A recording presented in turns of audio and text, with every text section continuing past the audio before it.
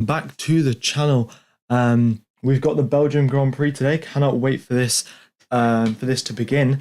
Yeah, 30 minutes till qualifying is live. We've got a lot to get through. There's been a lot of driver transfer talk in the summer break, so we've got to talk about all of that, and of course, all of the build-up to the Belgium Grand Prix. We've got loads of grid penalties. Actually, grid penalties for nearly half. Well, we've got engine changes for at least half the grid, and then grid penalties for a quarter of the grid minimum. And then we'll probably find out some more stuff as qualifying progresses as well. Nice to see everyone back in the chat. Thank you everyone for tuning in. Just want to let you know that this stream today does have a sponsor. It is Formula Neon, and they make LED F1 tracks like the one on screen now. So if you do want to enter a giveaway, considering, well, the giveaway is only for our channel, so we only get around 20,000 people watching, so your odds of winning go dramatically up because not everyone's going to enter. So the link is in the description and in the live chat message. So go ahead and click that if you want to enter the giveaway. And yeah, bet Ferrari are going to pit Leclerc for the rims on the Grand Prix. Well, Ferrari's strategy has not been great for the past couple of weeks. We'll have to wait and see. Well, for the past couple of races, and dating back to like 2018 as well, 2017, 2019, not really good strategy ever from Ferrari that we can remember. But hopefully they can do something better and improve. There wasn't a particularly well, there was a report that came out of Maranello where Mattia Binotto was like, there's nothing that needs to change at Ferrari. Whatever's happening at Ferrari now is great. And I'm not particularly sure that is the case. So I don't know if they're admitting that they're making strategy errors, or they're just considering and carrying on and just saying they're unlucky. And like, so we'll have to wait and see if Ferrari does improve. Hello, Yano, Truly, Iron Man Singh, and I don't know how to say your name, but hello. Yeah, we've got 25 minutes till quali, so let's just go through the engine penalties that everyone's got. We've got Max Verstappen will be starting from the back of the grid, so will Charles Leclerc, both championship rivals, taking massive engine penalties and gearbox penalties this weekend, so they'll be starting right at the back. We also have, I think it's Lando Norris, who'll be starting at the back of the grid, as well as Valtteri Bottas and, I forgot who the other driver was. And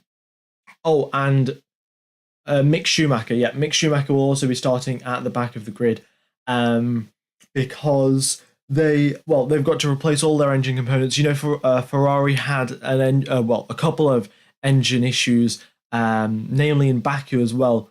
So we'll wait and see if they've got any reliability improvements, because what happened was that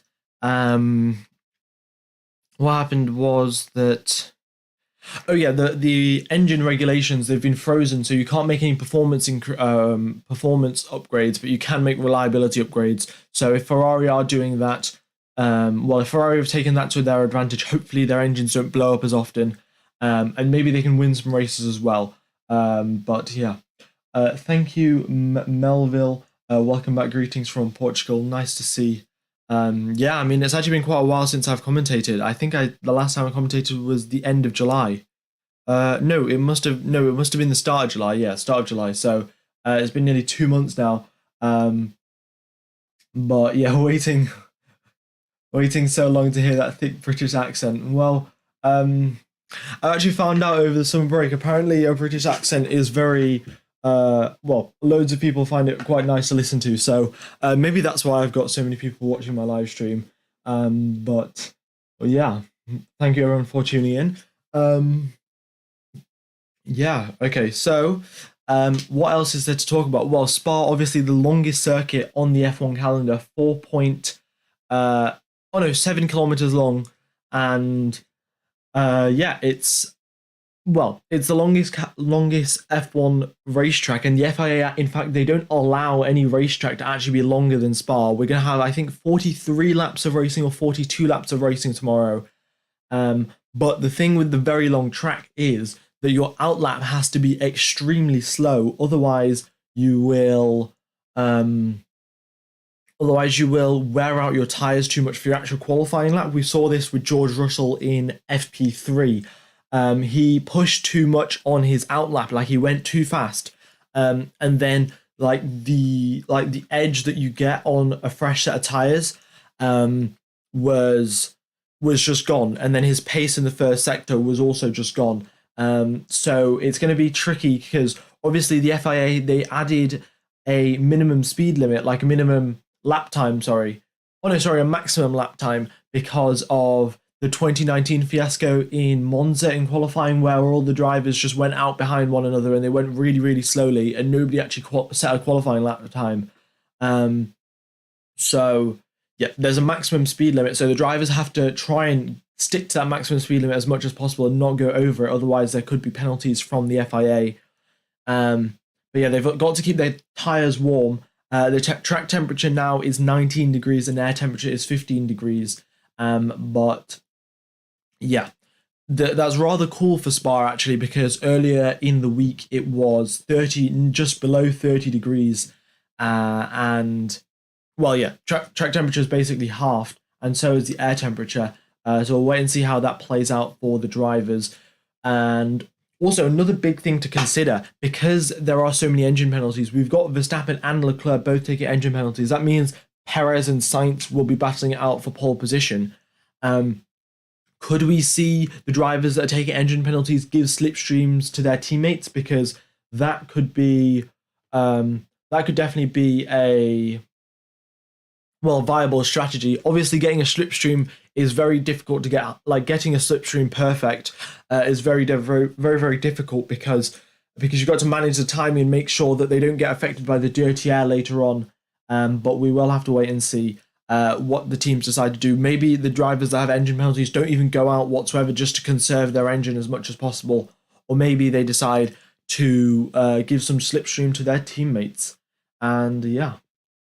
Also, guys, if you haven't hit the like button, please be sure to do so, because I haven't streamed on YouTube for like 2 months now.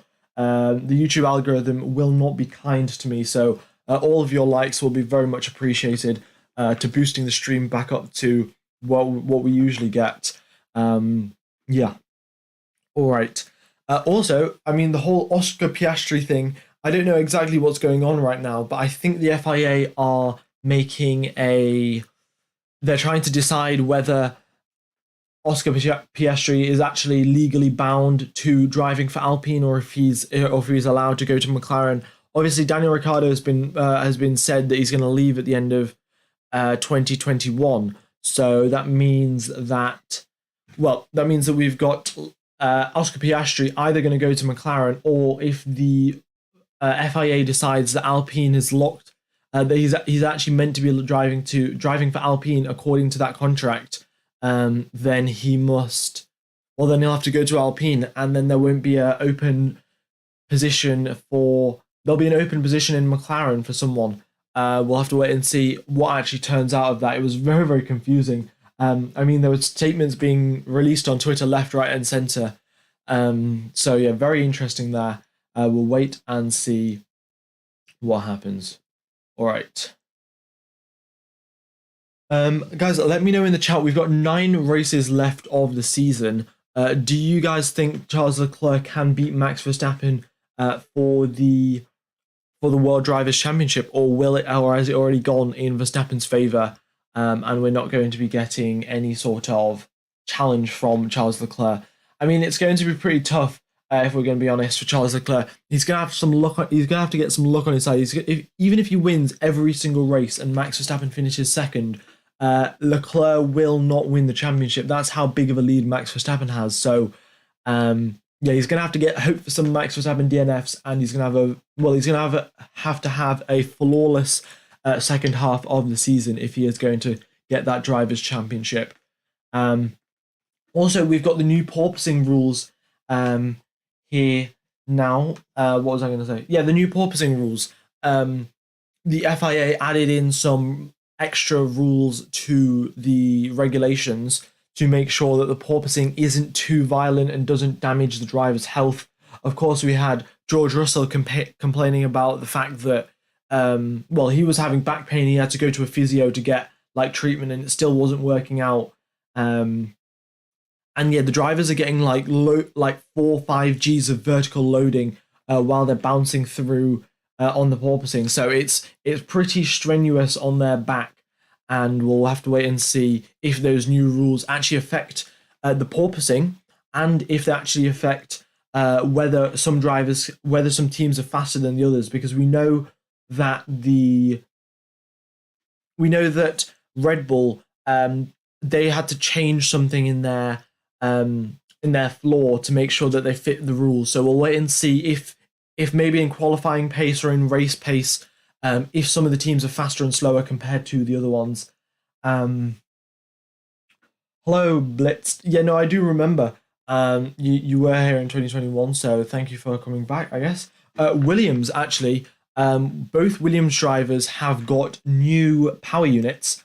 So Alex Albon and Nicholas Latifi having actually the highest top speeds out of anyone on the grid.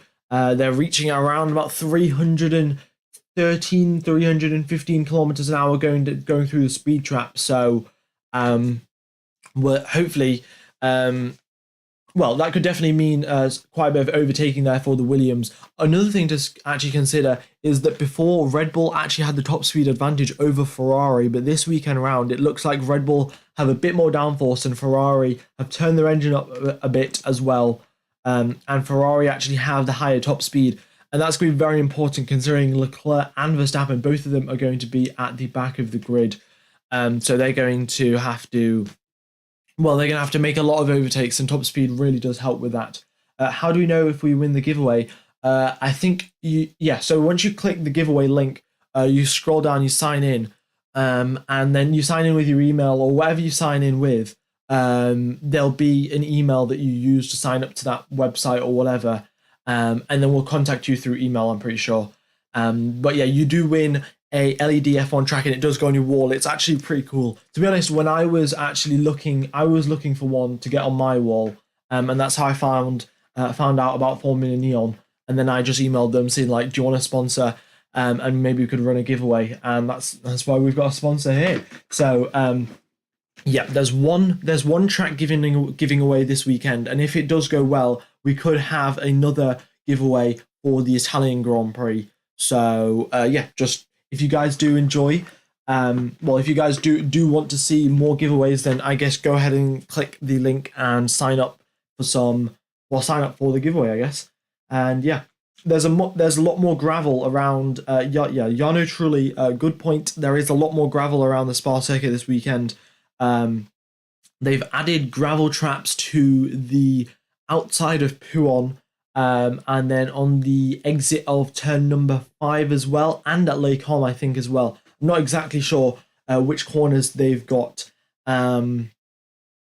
which corners they have added like extra gravel to, but there's definitely a lot more gravel around the circuit. So the drivers have got to be, they've got to be completely focused, and if they do make a mistake, they're going to lose a lot more time for it compared to if there was just some asphalt. So I mean, that's great. That's what the drivers actually wanted, and we as fans also want more gravel traps, because that means all of the mistakes and all of the battles are that much more intense. Because if you're watching a battle and then you can see, there's about 20-30 meters of just asphalt there, it's not like that risky, or it's not like going around the outside isn't a particularly risky move because you just get bumped onto the asphalt. But then if there's gravel there, it looks really risky, and it looks, a lot more exciting indeed. So gravel traps are great, and the drivers also love them because it makes it more exciting for them in the car, and they know that they can't afford to make a mistake either. This is my first time streaming since Vettel announced his retirement. Honestly, I am not. I mean, it's not something that I couldn't have predicted. Aston Martin not doing so well, so Vettel decided to retire. Obviously, I would love Vettel to carry on, but the chances of that happening are going to be rather slim, considering Aston Martin are nowhere near where they were in like 2020 when Vettel signed that contract. But the thing is, this weekend at least, Aston Martin are looking rather quick. Lance Stroll and Sebastian Vettel in FP3 were at one point in third and fourth position. So hopefully, with the fact that everyone else is also getting grid penalties and both Aston Martins having fresh engine components, we could see them actually scoring some points and maybe getting close to a podium. I'm just saying that because I want Vettel to get a podium. I don't really think Aston Martin are that close, but you never know. Yeah, we will have to wait and see. Everyone is a Seb fan, that is true. And I think I might actually make a tribute for Seb Vettel. Might release at the end of the season, depending on, well, hopefully I'm going to hold out till the end of the season. Maybe he scores a last podium. But yeah, I think the last podium he scored was in Baku. Baku with Aston Martin in 2021, I think. Yeah. All right. So we've got now 12 minutes till qualifying 1 begins, and then just the usual quali 2, quali 3, with the 5 drivers being eliminated each time. So I advise everyone to watch the 2022 Abu Dhabi Grand Prix. Yeah, Vettel. Well, I'd love to see some donuts as well. And yeah. All right. What else is there to talk about? Well, we've got to talk about the challenges of Spa. I'm actually just going to load up the map. So give me a second, guys. Right. There we go.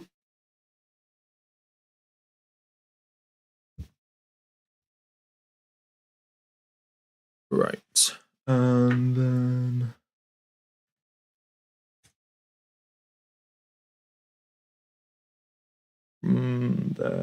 There we go. That's the map. So the map's loaded up.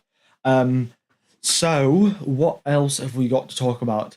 So Spa as a circuit, it's got 19 or 20? 19 corners.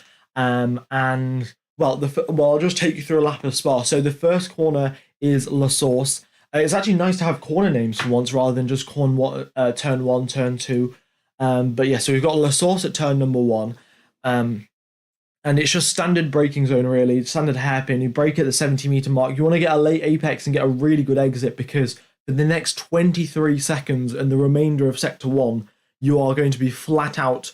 You'll go through Eau Rouge and Radion, and then up the Camel Straight onto Les Combes, which is, it's a triple chicane sort of. You got a right, then a left, and then another right. And at this point of the circuit, so you've got to imagine the driver in qualifying, they start off go down the start finish line, hit the brakes for La Source, go through, do one slow speed corner, and then they are flat out for 20 seconds. And that really means that any sort of tire temperature that they gained or brake temperature or anything at turn number 1, all of that is basically gone by the time that you get to Les Combes. So this is why managing tire temperature, around this circuit is really tricky, because thing is, if you go into the start finish straight with overheated tires, you're going to lose out at La Source. You're going to lose time because your tires are overheated and you can't brake at the optimal time. But then going down the Camel Straight, your tires and your brakes aren't going to cool down that much. So you actually have an optimal car going into the middle sector. That's where the majority of the corners are. Or if you go into the correct... if you go at just optimal tire temperatures into turn number 1, then you're going to have really cold tires by the time you get to Les Combes.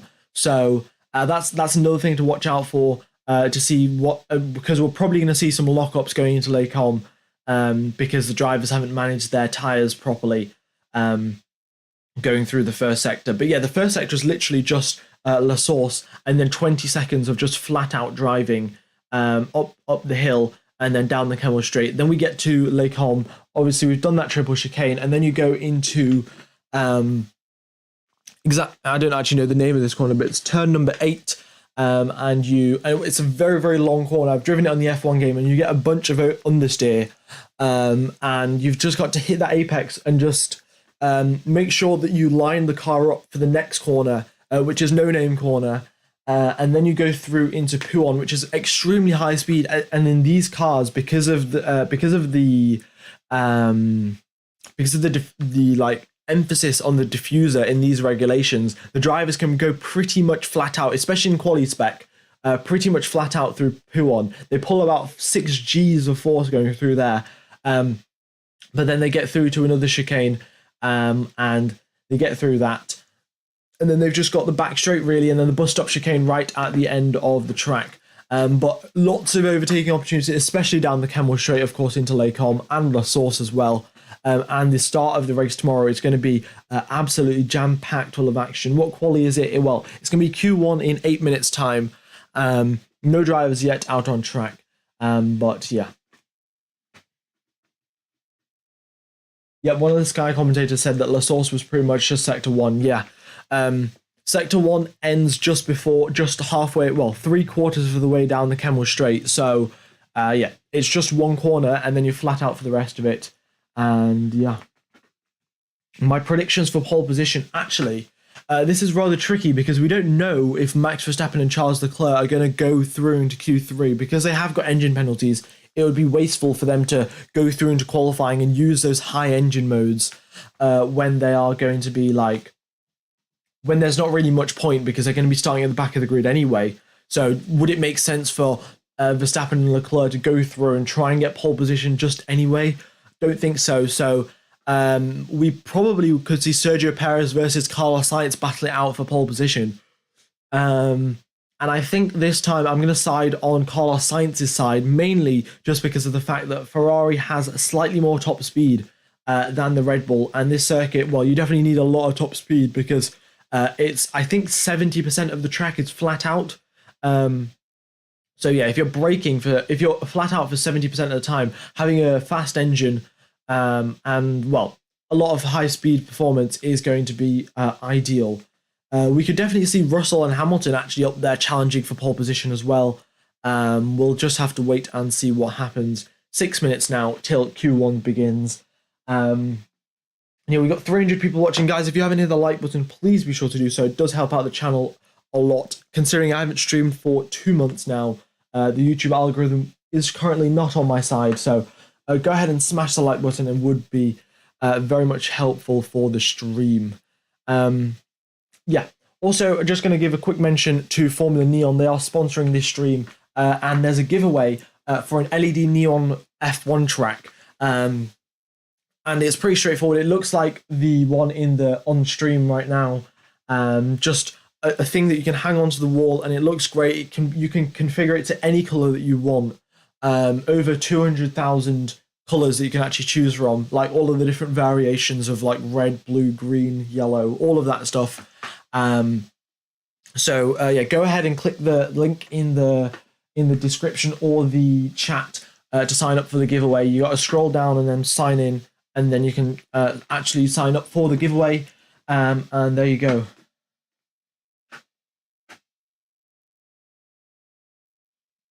Yano truly says, guys, what was your first race stream by F1? I think you mean what was the first race that you watched my stream? I think that's what you mean. Yeah, I mean, how long have I been streaming for? Probably, I think I remember doing 2020 Nürburgring, so I've definitely done it before that. So, yeah, it's been, what, nearly 2 years now I've been streaming. That's pretty cool. Yeah.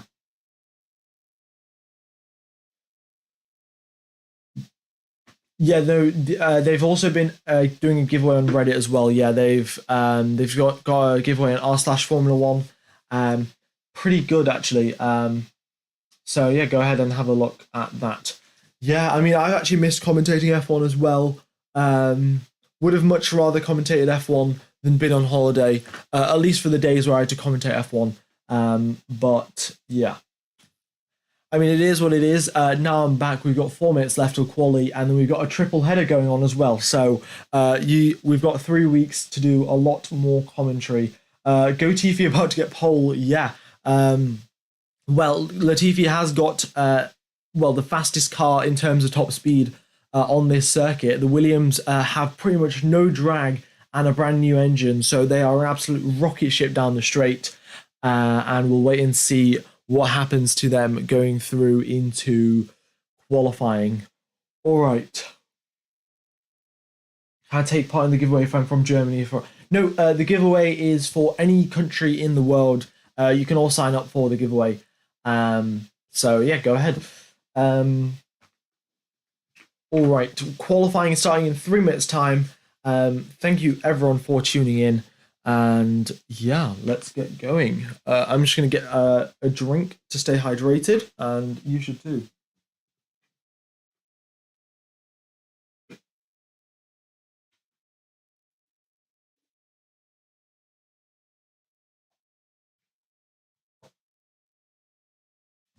Hello, C. Paul. Nice to see that you're back. Yeah. Um, well, I do appreciate all of you guys saying that you missed me. I didn't know exactly what I meant to say to that. I guess thank you. But yeah, no, glad to see you guys are back as well. All right then. Qualifying will be beginning in a matter of minutes.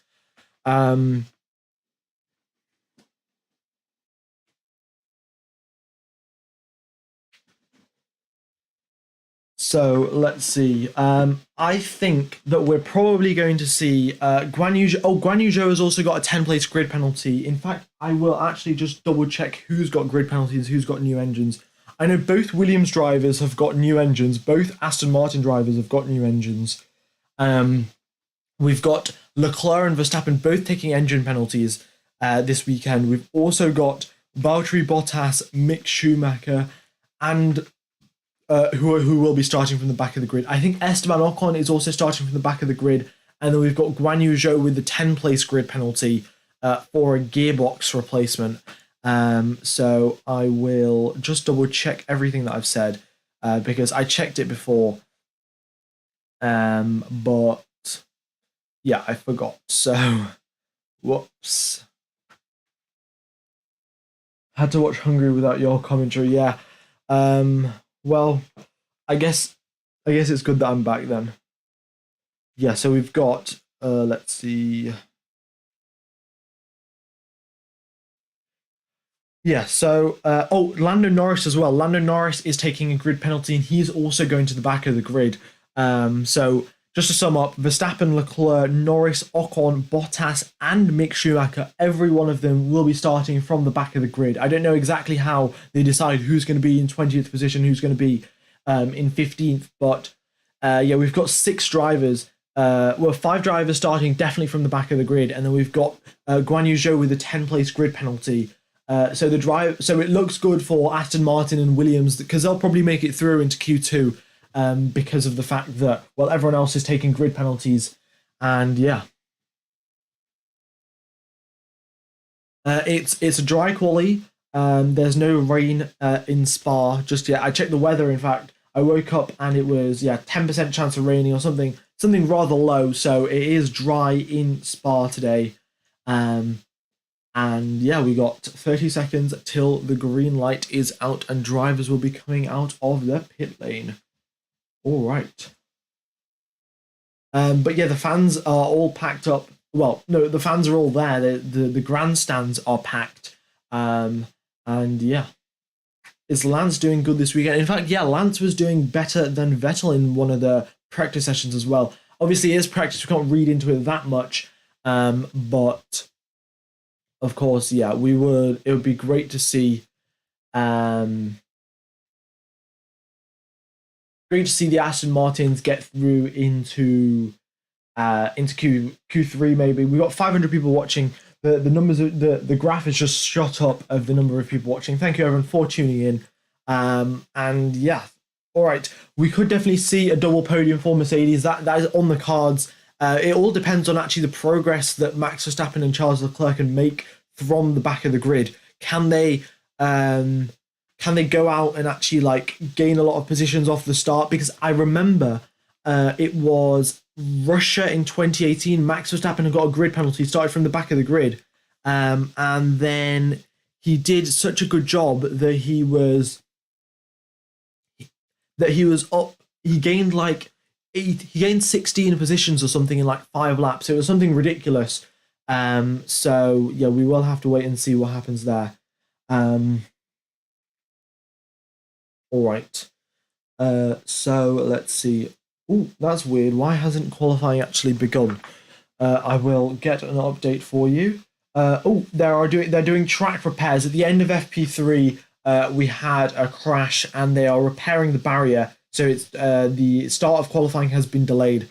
Sorry for not telling you guys that. Also, I'm pretty sure my mic isn't disconnected. Lee McMonara, I think you might have to turn your. It might be something wrong with your stuff because everyone else is able to hear me just fine. Well, actually, if they're saying no sound, they can't actually hear me say everything's just fine. You need to fix your speakers. So I guess there is sound. Yeah, that's what I thought. Well, Lee, I hope you fix your speaker, and yeah. Okay, so they're doing track repairs. By the looks of it, there isn't that much damage to the barriers, but they've obviously got to repair the barriers properly before qualifying can begin. So it's been delayed, but it won't be too long because by the looks of it, the number of people that are actually working on the barriers have significantly reduced. Hello, Multi Ninja. Nice to see that you are back. Loud and clear. QUALI hasn't started because of track repairs. They are currently replacing the repairing the barriers at the in Sector 3. So there we go. It won't be too long though, so I hope to keep you entertained. All right. Let's see then. So the drivers that actually don't have grid penalties, we could see Mick Schumacher, we could see maybe Kevin Magnussen get through into Q3 because of the fact, well, 6 drivers have grid penalties and they're probably not going to try and qualify that high up the field. So that basically means Q1 is just a given and you can just get through. So the FIA currently have, Bottas 14th, Max 15th, Leclerc 16th, Norris, Ocon, Zhou, and 20th might be Leclerc. Okay. Well, you've got Zhou in 19th and 20th, but yeah. Well, I guess we'll see because the FIA probably have to do a lot of they've got to calculate how many grid places they actually lose because you lose 5 places for replacing a turbocharger and 15 for replacing an ICE, and they've got to add up all of the components that have been changed and who gets a grid penalty and who doesn't.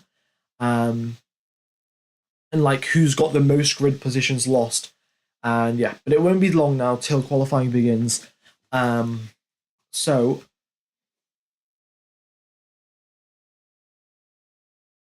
let's see what else. 20th is Mick. Okay.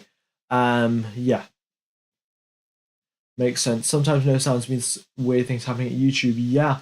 We did actually have the issue once. YouTube was being weird, but I've switched to the servers that are more stable for YouTube, so yeah, shouldn't be an issue really.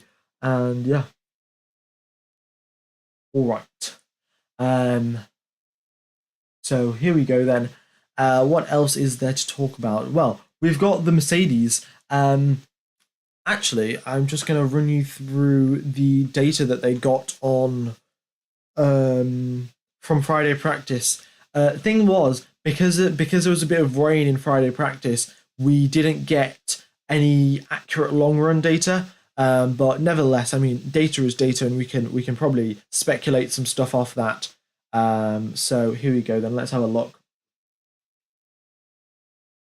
We have got so going through slow speed corners, Red Bull are significantly faster than everyone else. Going through the slow speed, I mean. Going through a single, just one slow speed corner, Red Bull are 0.2 of a second faster. So, yeah, it's quite. Red Bull definitely do have the advantage in slow speed and in medium speed as well. If you look at the graph, Red Bull are just absolutely flying. I think that has something to do with the fact that Max Verstappen goes very fast in practice compared to everyone else. But yeah, going through the high speed as well, all the teams seem pretty matched. And then going down the straights, Ferrari, McLaren, Williams, and Mercedes are all slightly quicker than the Red Bull. So Red Bull are very much in the middle of the pack in terms of top speed performance, but going through corners, they are rather fast. Looking at the QUALI simulation data, we've got Red Bull who are predicted to be fastest, and then we've got Ferrari 1/10 behind. and then the Mercedes 1 full second behind that. I suspect it's not going to be 1 full second till for Mercedes being behind, but yeah, it would definitely be a sizable distance. It is not raining, just to confirm, guys. And yeah, it's not raining. We've just got track repairs going on, so it'll be some time before we get going. Actually, it looks rather cloudy. I will double check the weather, but Spa-Francorchamp weather. Is it raining in Spa? Well, it says weather radar shows rain, but if you check Google, it says 1% chance of rain.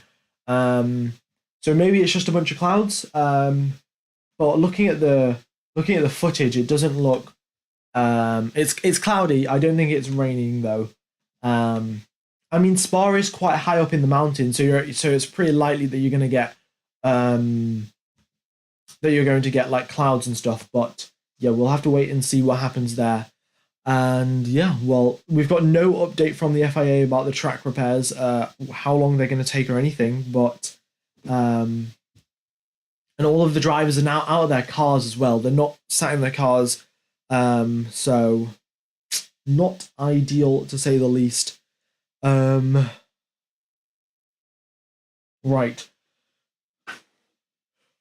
Well, we could do a.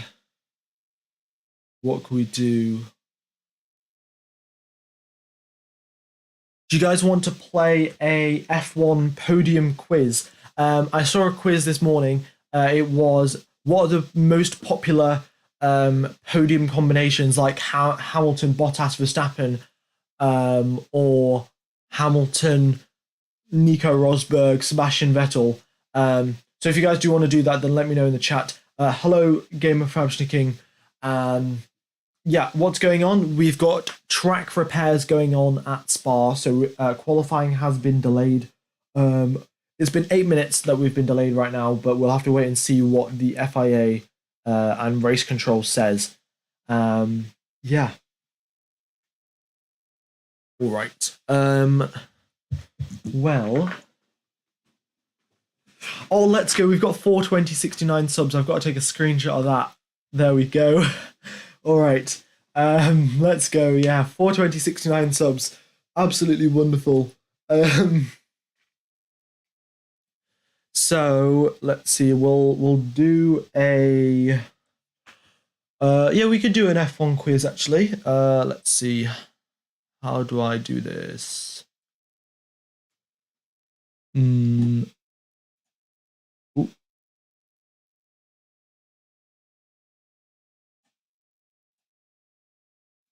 F1 podium quiz Planet F1. I think that's where I saw it.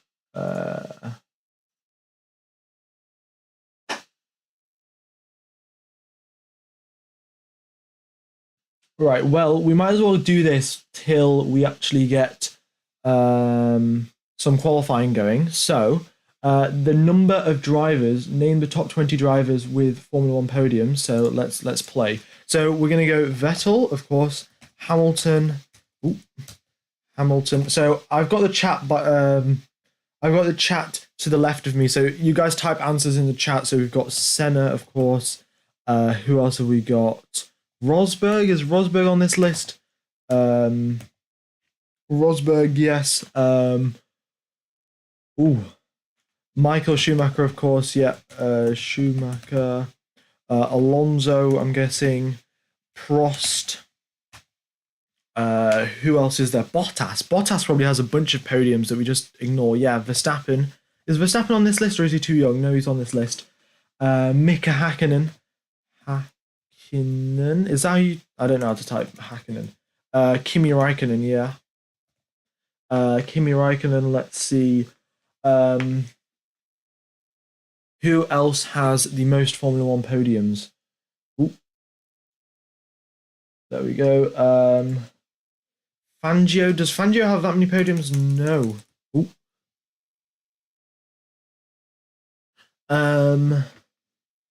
Nelson Piquet.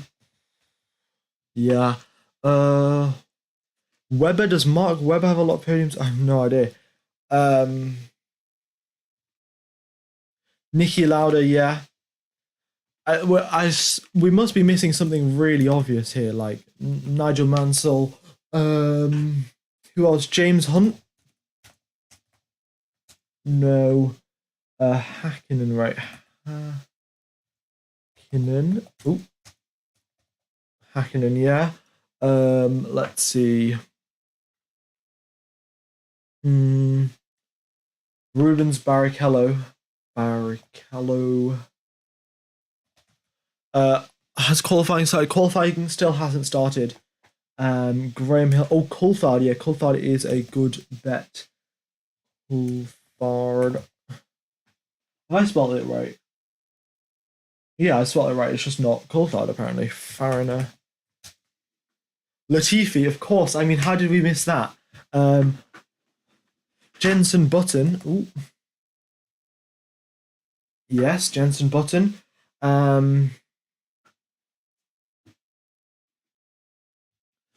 Right, when does qualifying start? Well, we've still got a delay.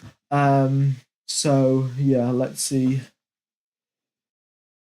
Oh, qualifying starts in 13 minutes time. 13 minutes time. So yeah, there we go. Let's see. Who else could be getting a bunch of podiums? Is Ricciardo going to be on this list? Ricciardo? I don't think Ricciardo's got that many podiums. No, Massa. Yeah. Oh, not even Felipe Massa. Gerhard. Oh, there we go.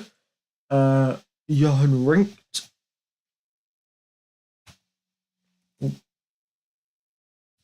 No.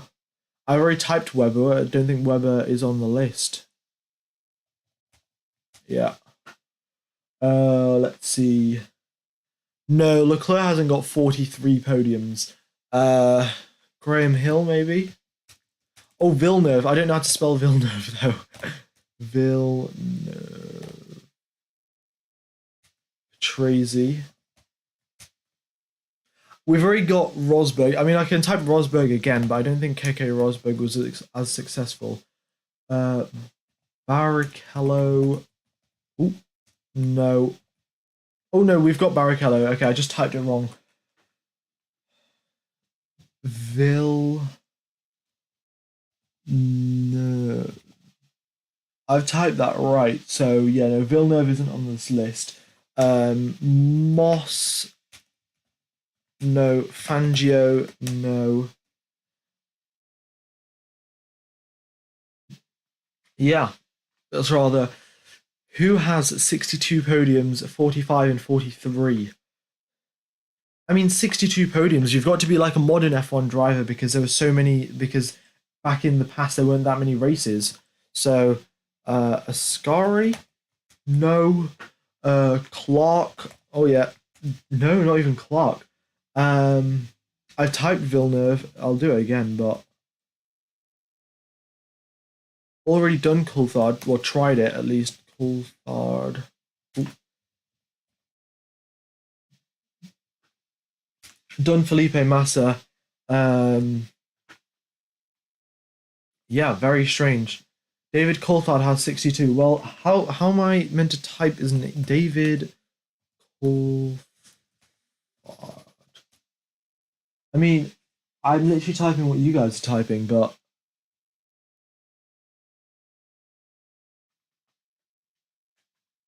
if David Coulthard has 62 podiums, then don't know exactly why this isn't working. I guess we've already done Bottas. Right, we'll just give up and then we'll do another quiz before qualifying starts. Let's see. Reveal answers. David Coulthard. I typed Coulthard so many times. What? Right. So Jackie Stewart and Carlos. I don't know how to say that name, so I'm going to try. Yeah. So that was that. Right. Let's see. We can do the 10 most common Ooh, should we do that? Well, we've got 9 minutes left till qualifying starts. Yeah, we'll leave a quiz for another day. All right. Did you prepare a Kahoot? No, I did not. In fact, I don't know actually how many people would do a Kahoot, but yeah.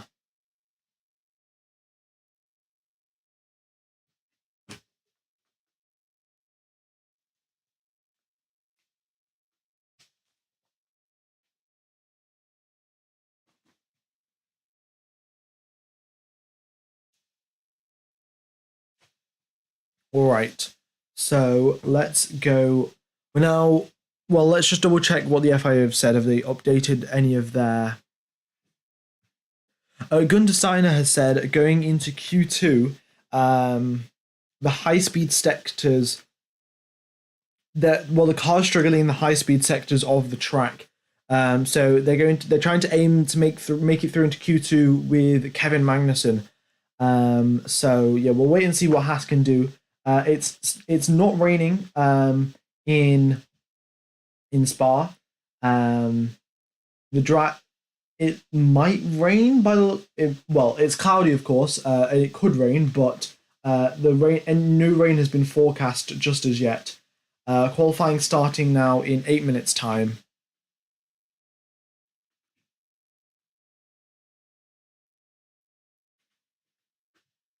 Yeah, very strange though because Gunter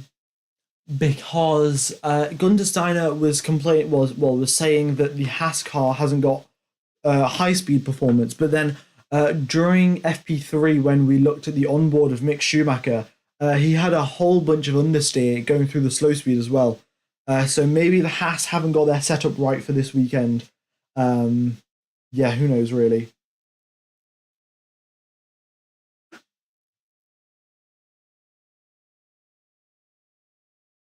All right. Let's see.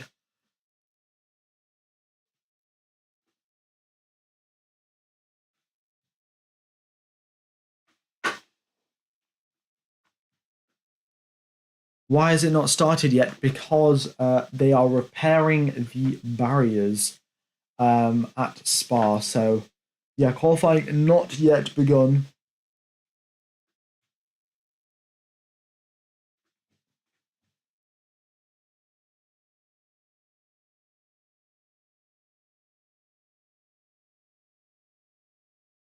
Also, guys, how about you let me know what your predictions are for pole position? Do you think Max Verstappen and Charles Leclerc are they going to go through and try and score pole position even though they're going to start at the back of the grid, or is it going to be one of the number two drivers like Sergio Perez or Carlos Sainz trying to get that pole position? I think Sergio Perez is going to get. Oh no, I think Carlos Sainz is going to get it. But yeah, we'll have to wait and see. And maybe we could see some tough competition from Russell and Hamilton.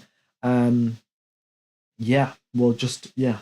Oh, also yeah, big news. Audi are joining Formula One in 2026. So as far as I know, Alfa Romeo are going to walk because it's now Alfa Romeo Sauber.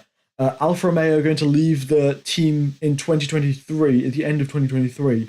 Then Audi are going to join as a sponsor, and then in 2026 they're going to have like fully developed engines that they put in the car to drive around in. So I mean that'd be great to see like another engine competition, and more competition is always great. And yeah.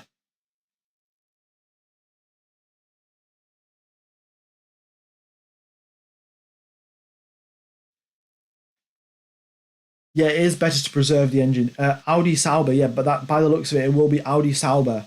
Um, and then maybe you could see Porsche join F1 as well. If they do, then I think they're going to collaborate with Red Bull. Um, but yeah, the QR code is just the link to the giveaway. Um, so yeah, the giveaway is for the LED track that you see at the bottom right of your screen.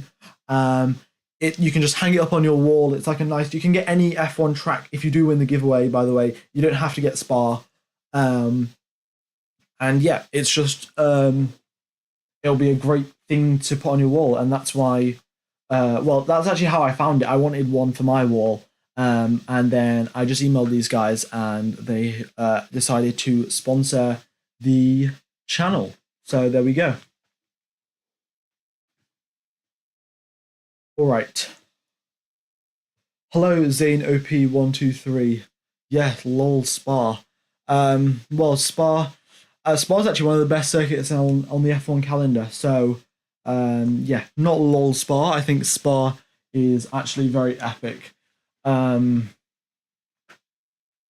will win this race. Well, I mean, considering both Verstappen and Leclerc have fresh engines and are going to be starting from the back of the grid, it gives him a good chance, but those fresh engines and the fact that because they are now in qualifying and they know that they're going to start from the back of the grid regardless of if they do good in quali or if they do bad, the team can go for a race setup so they can focus all of their all of the downforce settings as if they were going to have a bunch of fuel in the car. So that probably means that Verstappen and Leclerc's race cars will just be faster. Their setup will just be faster across the race distance compared to Sainz's and Perez. So even if Sainz and Perez are faster drivers, they don't have the car advantage on their side.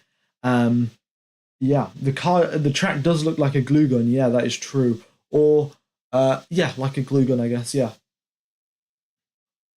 All right, qualifying starting now in 3 minutes' time. Audi are actually joining 2026, and they're going to be an engine manufacturer as well. So it's not just a sponsorship. From 2024, 25, and 20. Yeah. So for 2024 and 2025, there will be sponsors, and then from 2026, they'll be making new engines, and yeah. Yeah, Sainz will definitely. I mean, if Sainz is on for a win, he will definitely defend against Leclerc, even if Ferrari say not to. Well, at least I'd like to see him try to do that. We'll wait and see what actually happens, but we definitely know that Leclerc is usually the faster driver compared to Carlos Sainz, and yeah, we'll wait and see what happens at Ferrari tomorrow. Yeah, Sergio Perez definitely does have a chance of a podium. So do the Mercedes drivers, in fact.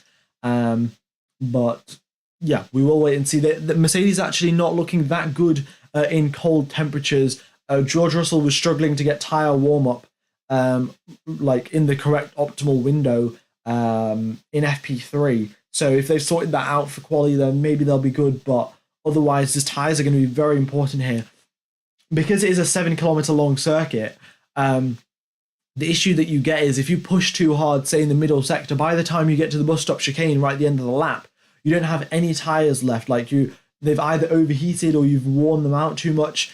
And when you go to get on that accelerator coming out of the bus stop chicane, if you get a wheel spin or a bad exit, that can lose you maybe 2-3 tenths. So it's not ideal, really. You've got to, even in qualifying, you've got to manage where you push and where you don't. Like maybe going through the medium speed corners, it's better to go maximum attack, and then going through the high speed, you can go 95%, but don't go all the way to the limit because it's not necessary. But yeah, they'll probably do what Mercedes did, be an engine supplier making their own team. Well, they are going to it's going to be Sauber Audi or Audi Sauber, depending on who gets who puts in more money, I guess, or who decides to actually run the team properly. But yeah, they're definitely not starting their own team, so we're still going to have 20 cars on the grid. It won't be 22, but they will take over the Alfa Romeo. So Alfa Romeo will be leaving F1, and Audi will be joining. And yeah. Cars going through Puon flat out are absolutely wonderful. Also, qualifying has begun. Nicholas Latifi, our absolute GOAT and saviour, is now out on track. You love to see it. All right, I'm just going to zoom in a bit and just get this to fit nicely. All right. Yeah, so Nicholas Latifi out on track now, and all of the other drivers will be coming out as well. We've got Latifi on the mediums, in fact, as well. Not sure exactly why he's gone for the medium tyres. Oh yeah, they were actually they were struggling on the soft tires to actually make it through an entire lap without overheating. So maybe that's what it is. They've decided to go through and pick the mediums instead. We will wait and see though. Yeah, Latifi holding back definitely, giving the other drivers a chance. So yeah.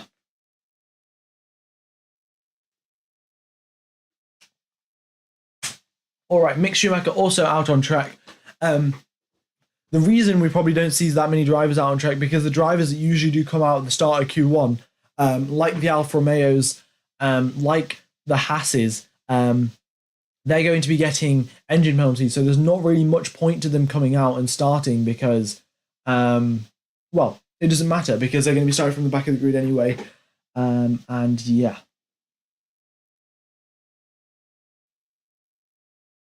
All right. So Mick Schumacher out on the soft tires. Also, guys, I don't know if you have noticed, but the interface on the left-hand side looks, well, you might notice it a bit later on, but I've updated it and it looks a bit nicer. So do let me know if you do like the changes or not, because I can just revert back. But I think it looks a little bit more clear, and also the colors stand out a bit more and everything's a bit more spaced out and just looks nicer overall. Yeah. All right. Yeah, this is definitely Lewis's best chance to snatch a win. I mean, Lewis Hamilton has had a win every single year of his career, and he hasn't had a win this season. So this season could be, well, he definitely wants to carry that streak on. That would be a pretty crazy record of winning a race every single season that you've competed as a Formula One driver. Yeah. All right. Nicholas Latifi just comes into the pit lane. I presume he was doing an installation lap. And we'll see if Mick Schumacher actually goes out for a lap. Yes, he does. All right, there we go. Mick Schumacher now coming across the start-finish line, going into La Source, braking at the 70-meter marks, hits that apex very nicely. Now he's going to be flat out for the next 20 seconds going through. Now going to go up the hill through Eau Rouge and Radion, and now down the Kemmel Straight. There's got DRS zone going down the straight. We'll be reaching 310 kilometers an hour going down here into Lacon, onto the brakes at the 100-meter mark. He turns right, then left, and then right once again. Gravel all around him. New gravel track has been installed at that part of the circuit. Makes it a lot more dangerous for the drive. Makes it a lot more exciting for the drivers. It's not particularly dangerous because they still do have asphalt. Now Schumacher approaches the no-name corner. Important to get a good exit here because you're going to be pretty much flat out through Puon, and Mick Schumacher does exactly that all over the curbs, but no wheel spin in sight. And through Puon he goes nearly flat out. Looks like a tiny little bit of a lift there on the hood that we saw. And now going through the chicane, Mick Schumacher done a great job so far. A 31-second first sector, and now going through the middle sector. We'll see how long that took him. 46-second middle sector, not the fastest we've seen just yet, but of course it's the first lap of Q1. We'll wait and see what he has left to do. Now just down the back straight, just trying to minimize the distance, scrub off as a little speed as possible, and then he's just got the final bus stop chicane to contend with. Turn number 18 and 19 of Spa here at the longest circuit in Formula One.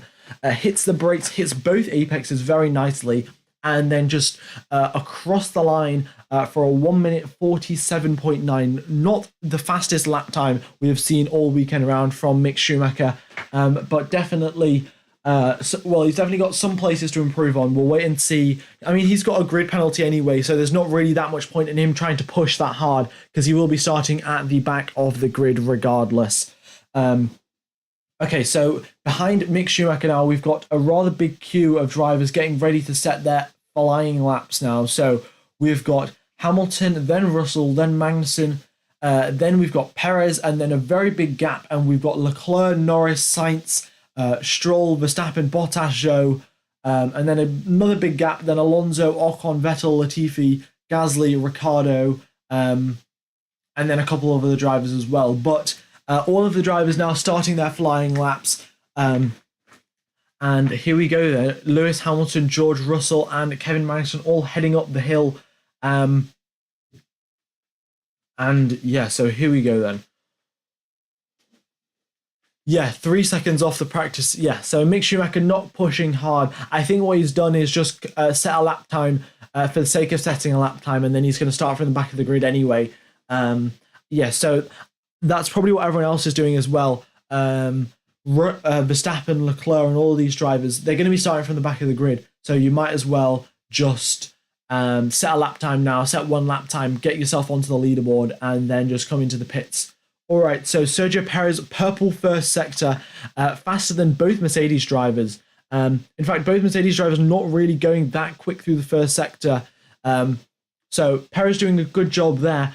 We'll wait and see what he can do. Through the middle sector, it's actually one of the longest middle sectors on the calendar. But Lewis Hamilton and George Russell not setting particularly fast lap times. Hamilton sets a 45.6 in the middle sector. George Russell immediately beats that by a tenth of a second. And then here comes now Sergio Perez to cross the middle sector line. And also Sergio Perez originally had the fastest first sector. Now that is Max Verstappen's fastest first sector. And then Perez goes quicker than both Mercedes by 0.4 of a second. So Red Bull definitely do have a very big pace advantage over the Mercedes. So Hamilton now crosses the line at 1 minute 46.7. Russell crossed the line 1 minute 46.2. Half a second gap between these drivers. Absolutely ridiculous. And Kevin Magnussen slots themselves in between the two Mercedes. By the looks of it, Lewis Hamilton has had an absolutely shocking lap. And to be honest, it looks like the third sector is where it went all wrong. He was a tenth slower in the middle sector, but in the third sector, he lost 0.3 of a second. So not ideal there. Sergio Perez in first position right now. We've got Charles Leclerc in second, 0.2 behind, and we've got Lando Norris 0.8 behind him. Sainz crosses the line now, 1 minute 45.0. And yeah. Also, Afan, more like your mama. You're typing a lot in the chat. If you could just send a couple less chat messages, that would be appreciated.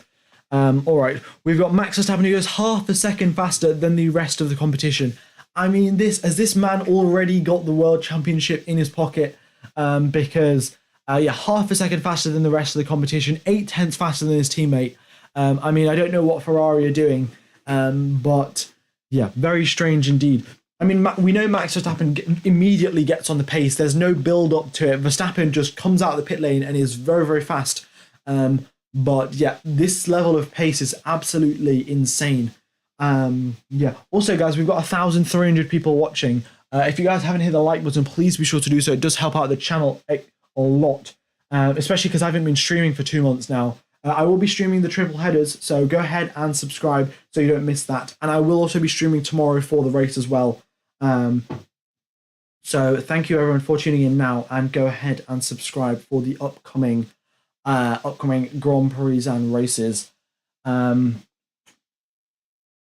Okay then, so everyone has set a lap time. We've got Joe, Bottas, Schumacher, all at the back of the grid. And by the looks of it, they probably didn't set a fast lap time, mainly because they're going to be getting a grid penalty anyway and starting from the back of the grid. So they might as well just take it now they might as well just set a slow lap time, not risk crashing, and then just get through into the race tomorrow.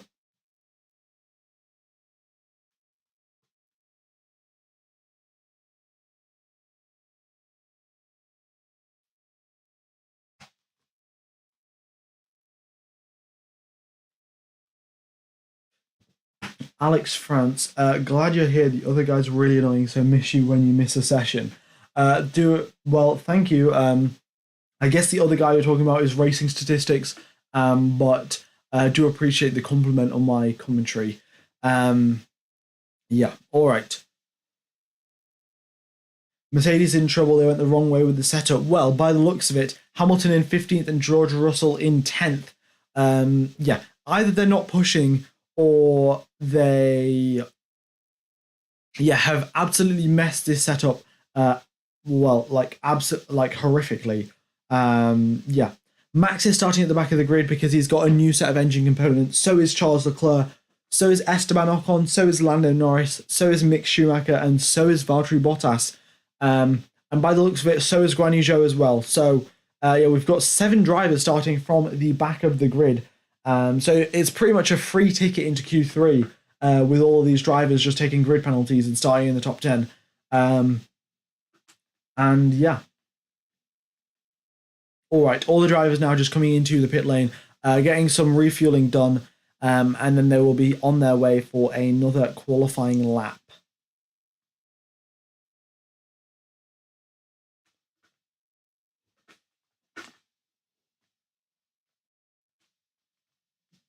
Ooh, let's just have a look at the top speed data, in fact, because we might as well. So let's have a look. Yeah, top speeds, highest top speed, Alex Albon, 313 kilometers an hour going through the speed trap. Yeah, that Williams is an absolute rocket ship. And looking at the Ferrari top speeds, Ferrari are 306 kilometers an hour and Red Bull are 308 or 309. So Red Bull have now got the top speed advantage. So I'm going to say maybe Sergio Perez is going to get pole position this time. I mean, it's going to be very close between Perez and Sainz. Both of these drivers are probably going to, well, they're probably going to get their pole position.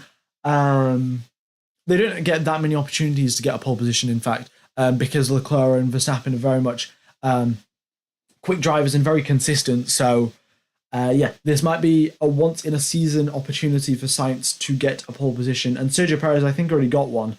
But yeah, these chances don't come very often, so we'll wait and see. Yep, Russell and Hamilton back out again. Let's have a look. What are they doing? What tyres are they on? They're on a used set of soft tyres. They're going out again on used sets. Now, don't know exactly why they're doing that. But yeah. I think they might be doing like a warm-up and then a cool-down and then another fast lap now. So we'll wait and see what happens there. Yeah.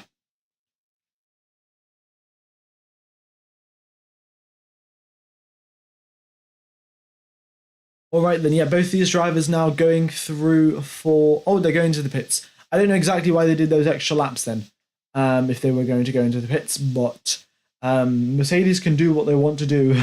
Yeah.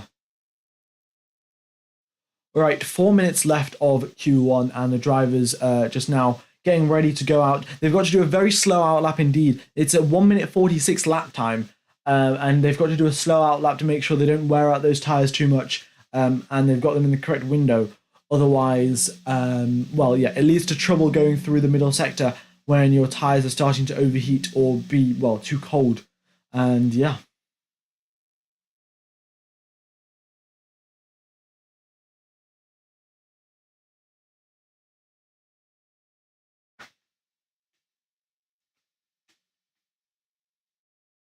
All right. So let's see. Lando Norris, in fact, behind his teammate Daniel Ricciardo. Daniel Ricciardo has been announced to be leaving McLaren at the end of this season. So yeah, we will wait and see what happens there with Daniel Ricciardo and Oscar Piastri and the whole fiasco about who signed what contract. But yeah. Also, just an update. Well, it's not really an update. You don't need to know. But what happened was there was a crash in the Porsche race. They were having I think it was a GT3 Porsche race or something. I'm not exactly sure. But there was a crash in that race, and that's why qualifying got delayed. So yeah, that's why that happened. Also, another interesting statistic: if the championship was decided on qualifying points, so the drivers, if you got 25 points for getting first position in quali and 18 for the second position in quali, and there were no points given out for the race, then Charles Leclerc would actually be on pole, would actually be leading the championship compared to Max Verstappen by 20 points. So I think Verstappen now has a 60-point advantage or something. But if it was just quali, Charles Leclerc has a 20-point advantage. So basically what it's saying is that Ferrari have thrown away 80 points in the race, because if it was just qualifying and they just ended up where they started in quali, then Ferrari would actually be leading this championship. So yeah, Ferrari's strategy you're not very good. Don't know exactly what to say really. We all really know that Ferrari's strategy hasn't been great since like 2017. So don't know exactly what we're expecting. Hopefully that it does get better, but yeah.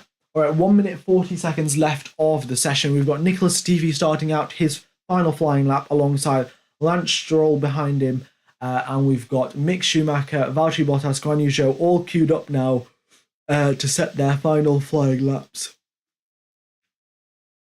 And now we've got, yeah, we're getting a bit of a queue here, in fact, at the bus stop chicane. I don't think it's going to be holding anyone up, but Alex Albon right at the back and Nicholas Latifi right at the front. We'll wait and see what happens there, though. 80 points, though, yeah. And Max is leading by 80 points now. Well, then Ferrari have just thrown away a 100 points worth of grid positions in the race. So, yeah, Ferrari just not great. Anyway, so 55 seconds remaining of the session. Everyone who has set... Stroll and Latifi not improving their first sector times, but everyone else going quicker in the first sector so far. And we've got Verstappen, Sainz, Leclerc, and Perez all are still in the garage. They decided there's no point trying to go out and set a faster lap time. We've got Ocon and Alonso out on used set of tyres, and everyone else is on fresh sets. But here we go then. So in the elimination zone right now. Oh well, actually, in fact, let's wait for Nicholas Latifi to cross the line. He had a green middle sector, improving on his previous best. And now coming through towards the bus stop chicane, gets through that very well indeed, and then now just to the start finish line, he crosses the line now, and his lap time is a 1 minute 46.4, putting him up into 13th position. So there goes Nicholas Latifi. Now he's down to 14th. Stroll puts himself up into 10th place. We've got Mick Schumacher. He crosses the line. He's now into 13th. Latifi in 15th position in the elimination zone on the risk of being eliminated. Guan Yu Zhou puts himself up into 7th position. We got Latifi, Vettel, Magnussen, Tsunoda, and Bottas all in the elimination zone now. Vettel now coming across the line. He crosses the line and puts himself up into 15th. Vettel getting very close to being eliminated. Pierre Gasly crosses the line. He does not. He improves. Does not go up a position. Daniel Ricciardo improves up into 5th place. Great lap there from Daniel Ricciardo. Yuki Tsunoda crosses the line. He is in 19th position right now, and he does not improve. And then we've got Lando Norris, who goes 0.3 quicker than Daniel Ricciardo, and he's now into 5th, and Ricciardo's in 6th. Hamilton now crosses the line. He goes from 13th position into 5th position. Russell goes from 13th position now into 5th position as well. But yeah, Hamilton now demoted down into 6th. Daniel Ricciardo, by the looks of it, got his lap time deleted for track limits. Vettel now into the elimination zone. He got eliminated by Alex Albon. Albon puts himself up into 6th position. What a lap. I mean, what is it with with William drivers and Spa? We had Russell last year qualifying 2nd position, which was absolutely ridiculous, by the way. And then now this weekend we've got Alex Albon in 6th position after Q1, and he's basically matched George Russell's lap time. And George Russell's is in the Mercedes, and Alex Albon in the Williams. Very crazy indeed. All right. What place will Verstappen and Leclerc start, even after the front row? I mean, it's all going to be decided by the FIA. It depends on where they finish in qualifying today, in fact. So if Verstappen and Leclerc both have the exact same engine components switched out, then whoever finishes further up in qualifying will start ahead. But yeah, there's 7 drivers getting grid penalties. So to be honest, I can't do the calculations in my head of who's going to be where. So they're all going to be right at the back of the grid.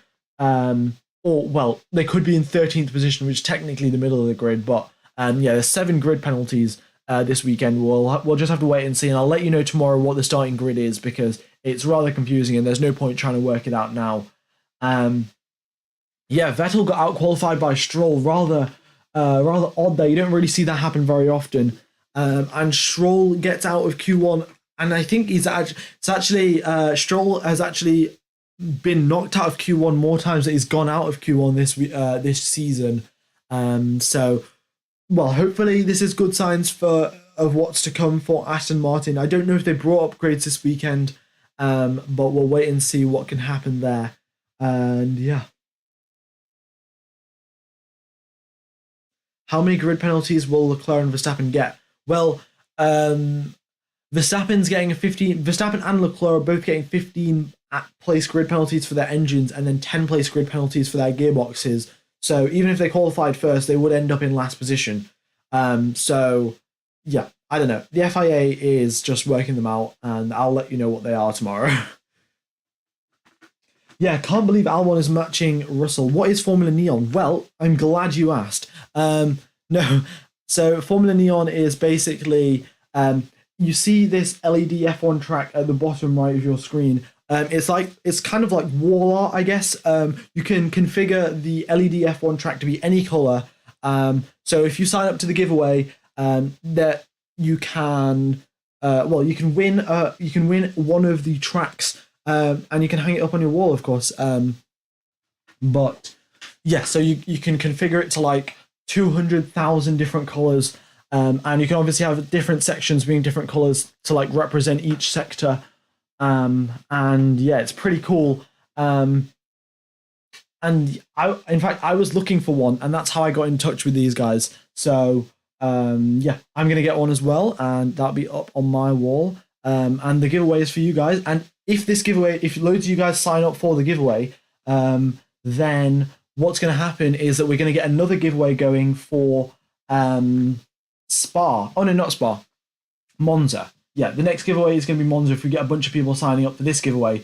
So go ahead and sign up, because we are in the little 5-minute break between Q1 and Q2. You might as well sign up for that now. But I'll stop talking about that, and I'll get back to qualifying. So the drivers eliminated are Sebastian Vettel, Nicolas Latifi, Kevin Magnussen, Yuki Tsunoda, and Valtteri Bottas. Yeah, so these drivers, I think, Bottas had a grid penalty anyway, so there's no point in him trying to go fast. F1 Game, have you done a face reveal yet? No, I have not, and I'm not planning to do one anytime soon.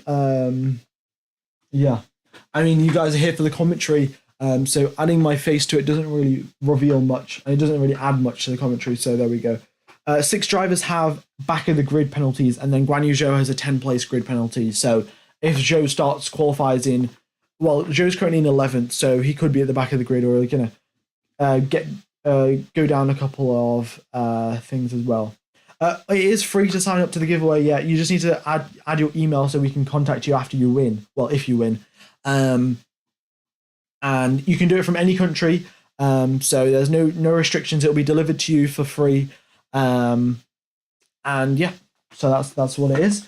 Daniel Evans, please reply to my comment. I have no idea where your comment is, Daniel.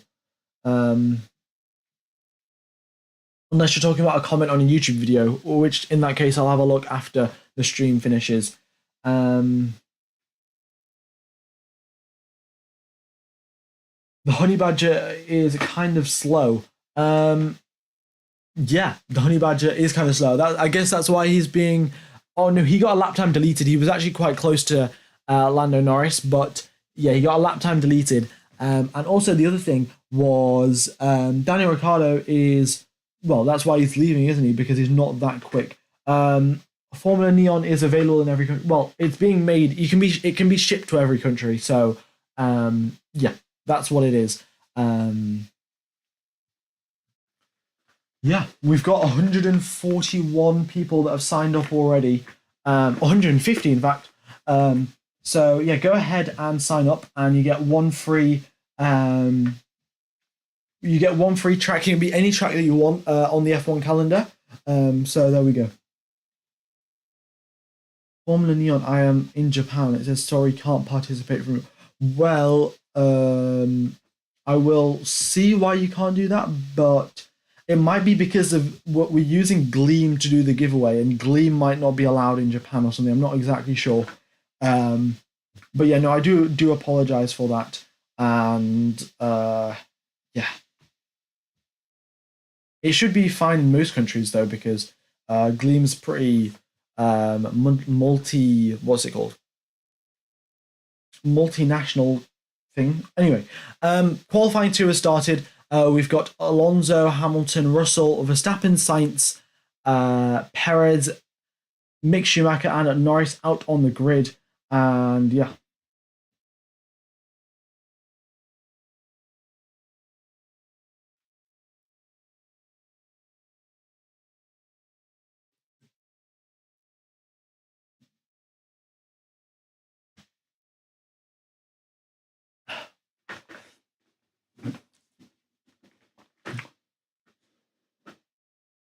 All right. So here we go then. Lewis Hamilton will be starting his flying lap. Hopefully he has his tire temperatures in check, because George Russell was struggling with the tire temperatures. Mercedes was struggling on Friday as well. In these cold temperatures, air temperature is 15 degrees and track temperature is 20 degrees in Spa today. So yeah, cold temperatures here, colder than usual than we're used to at Spa. So we'll see how the teams handle that. Lewis Hamilton now going through Eau Rouge and Radion. That car looks very much glued to the ground. The top speed is not great on the Mercedes. In fact, they've got one of the most downforce heavy cars out of the entire grid. But nevertheless, they're doing good. So yeah, Formula Neon is just in the chat now, and he said it should work in Japan. So I don't know who it was exactly that said it wasn't working in Japan, but you might want to go ahead and try out now.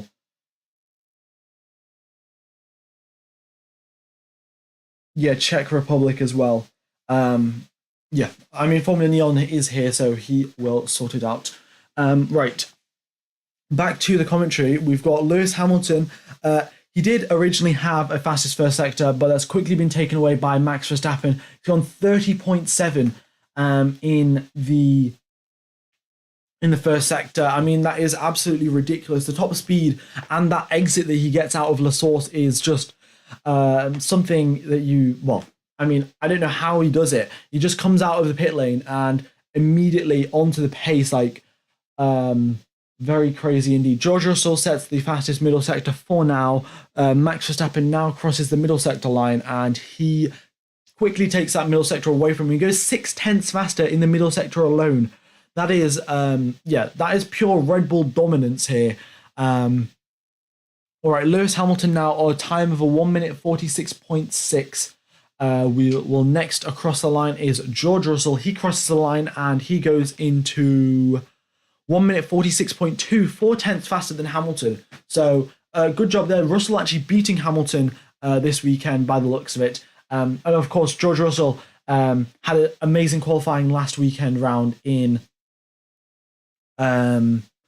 last year round in Spa, of course. So George Russell knows a thing or two about getting around quickly here.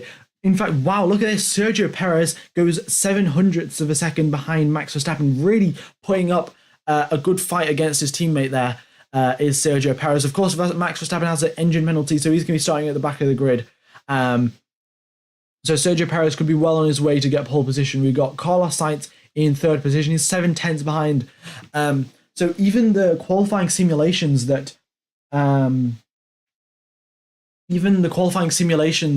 that we got from Friday practice, where they said the Ferraris were going to be a 10th or two tenths slower than the Red Bulls, they turned out to be significantly wrong. We got Carlos Sainz 0.7 behind the Red Bulls. Very strange indeed. We'll see what Leclerc can do. He's now just going through the first sector.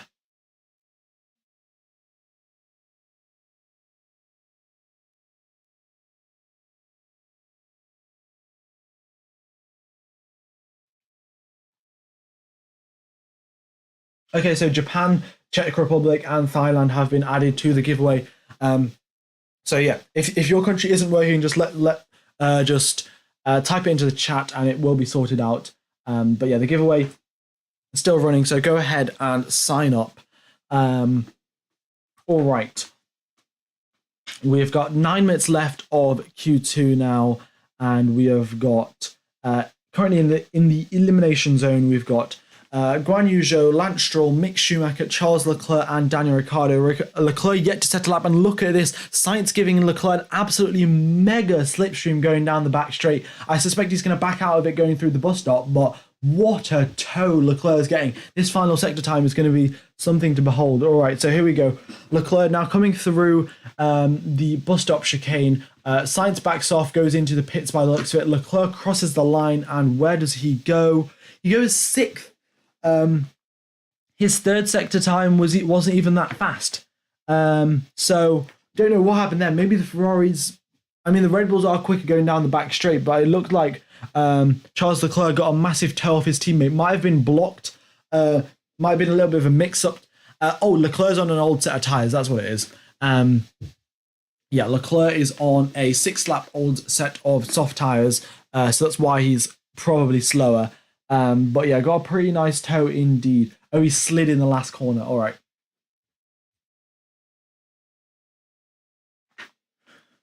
Well, I guess that's what happens when you carry too much speed, because he probably wasn't expecting. Well, he hasn't had a slipstream going down the back straight in the practice session, so he didn't know exactly when to brake and how much speed to carry through, and I guess that's what just happens. So unfortunate there for Charles Leclerc, into 6th position for him.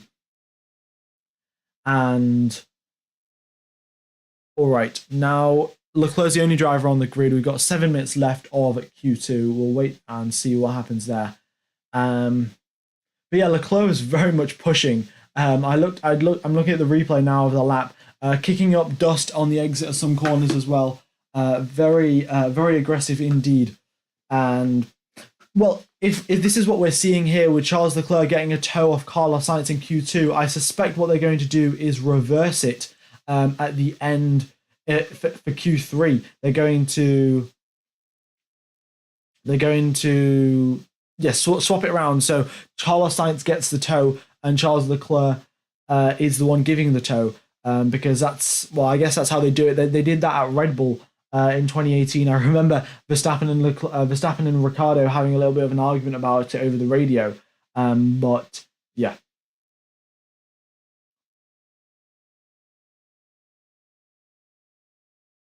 All right, 6 minutes left of the session. Let me know what your predictions are in. Let me know what your predictions are in the chat. I will.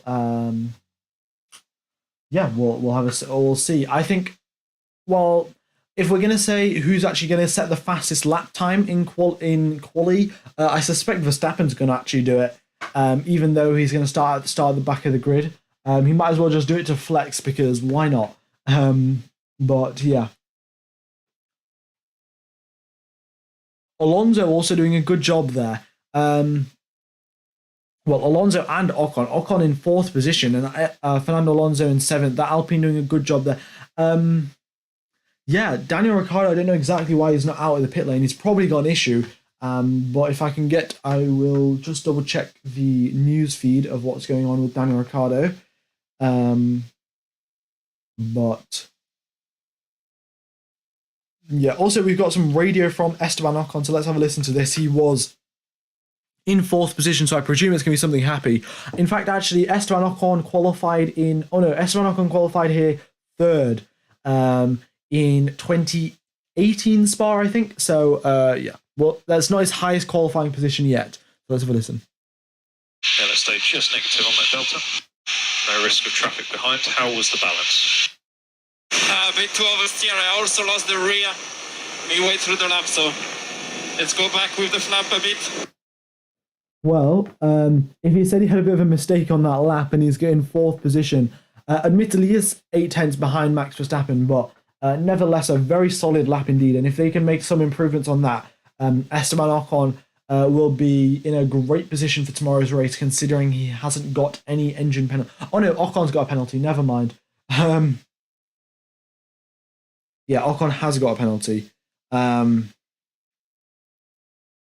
And yeah, no news on Ricciardo just yet. So yeah, I guess we'll find out what happens to Daniel Ricciardo soon. He might just be doing one lap because they don't have that many set of soft tires. But it would be strange for McLaren not to plan having to getting through into Q2. Who knows really? All right. So 3 minutes left of the session. The team's now just doing their final checks. Mercedes look to be just cleaning up the car, George Russell's car, taking the monitor off, and then getting ready for a lap.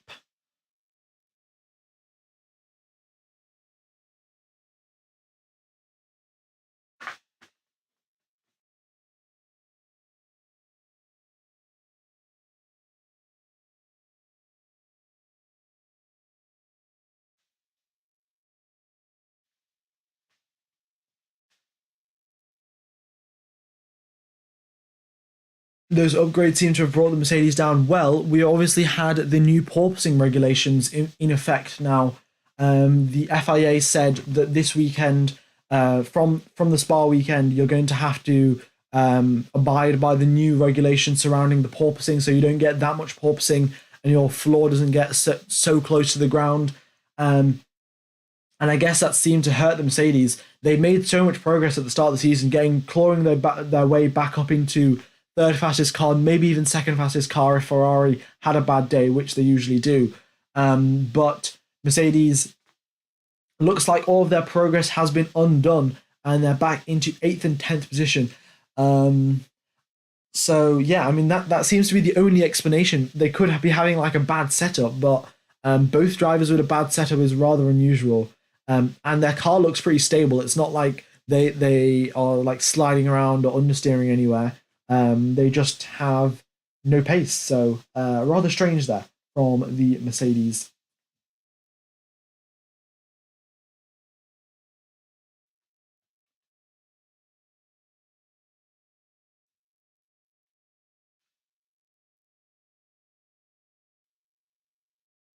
All right. Daniel Ricciardo is out of the pit lane as well. All right. So every one of the 15 drivers are now out on track except for Max Verstappen and Sergio Perez. And to be honest, their lap times were so good, there was no need to come out again. So right at the back of the field, we've got Alex Albon. He was once again going right at the end like he did at the end of Q1, but I don't know if he's going to make it. He's got 1 minute 20 seconds left of the session, and he's going through Puon just now. Yeah, it might be a bit close there for Alex Albon, but we've got Esteban Ocon leading the pack, and then Fernando Alonso, Pierre Gasly, Zhou, and then we've got a bit of a queue now at the bus stop chicane, so all of the tyre temperature that these drivers built up is just going to be rapidly fading away as they all line up in a queue to make sure that they've got enough of a gap. By the looks of it, Esteban Ocon is in fact just giving Fernando Alonso a tow because the gap between the two drivers is way too close for Fernando Alonso to actually be quick. So Ocon giving Fernando Alonso a tow going down the Kemmel Straight. Ocon backs out of it. Fernando Alonso makes the overtake. So Ocon giving Fernando Alonso a tow. Ocon obviously having that engine penalty. There was no need for him to go fast in this session, so that's why he's down there. All right. Lando Norris doing the exact same for Daniel Ricciardo, giving Daniel Ricciardo a tow because Lando Norris has got a grid penalty, so there's no point in him trying to go quickly because he's going to end up at the back of the grid anyway. So there we are. Looks like McLaren have timed their slipstream slightly better than the Alpine did because the McLarens are a lot closer for the majority of the straight. Well, let's have a look at these sector times in these. Actually, we'll look at the speed traps. So let's have a look at the speed traps. Yeah, Alex Albon 314, still faster, and Daniel Ricciardo at 310. And then who else got a tow? Fernando Alonso at 311. So both of these drivers going a lot quicker than their actual cars could do normally. But the speed trap isn't at the end of the straight, which is when the slipstream actually helps you out. So that's why we're not seeing some ridiculous numbers going down the straight. Alex Albon with the fastest first sector. I mean, we know Williams is an absolute rocket ship down the straight because of that fresh engine and no drag. Leclerc fastest through the middle sector, goes hard 0.3 of a second quicker than Verstappen. So Ferrari may have just been hiding their pace here, but through that middle sector, Charles Leclerc is absolutely unmatched. He's getting a bit of a toe off Mick Schumacher as well, going through the bus stop chicane. So this could be a lap that puts him on par with Max Verstappen. So Leclerc now crosses the line and goes ahead of Verstappen by 0.2 of a second. Great job there from Charles Leclerc, up into first position. Sainz crosses the line, he's into fourth. All right, so now we've got Lewis Hamilton, George Russell to cross the line. Hamilton crosses the line into fifth. Russell crosses the line and he is into sixth. And next we've got Alex Albon, he's in 10th position. Lando Norris, he's in 9th. He stays in 9th. Lando Norris comes into the pits, and then we've got Carlos Sainz, who is still in 4th. And by the looks of it, was just only out there to give someone a tow. Yeah. So that is that. So that is Q2 over. We've got Daniel Ricciardo, Pierre Gasly, Guan Yu Zhou, Lance Stroll, and Mick Schumacher eliminated from qualifying. This by no means is going to be the starting grid of tomorrow because there are so many penalties going on. But yeah, so the top 10 is Charles Leclerc, Max Verstappen, Sergio Perez, Sainz, both Mercedes, both Alpines, both Alpines and Daniel, and one McLaren and one Williams. God, I'm slightly rusty from my lack of commentary for 2 months. Also, guys, if you haven't hit the subscribe button or the like button, we've got 2,400 people watching and only 240 likes. So if we could hit 500 likes, or maybe 500 likes would be very cool. So go ahead and hit the like button if you are enjoying the stream. I'm streaming for tomorrow's race as well, and the giveaway also does continue to tomorrow. So you can probably do the giveaway now because we've got three or 4 minutes now before Q3 begins, and then we will be underway. Well, for pole position shootout. Yeah, tomorrow's race is going to be insane. I mean, when you have two front running drivers at the back of the grid, the number of overtakes you're going to get literally doubles. Like, we're probably going to have Verstappen and Leclerc go from 20th all the way up into probably 3rd or 4th, or maybe even winning the race. That would be great to see, though. 20th last to first challenge like you do on the F1 games. And yeah.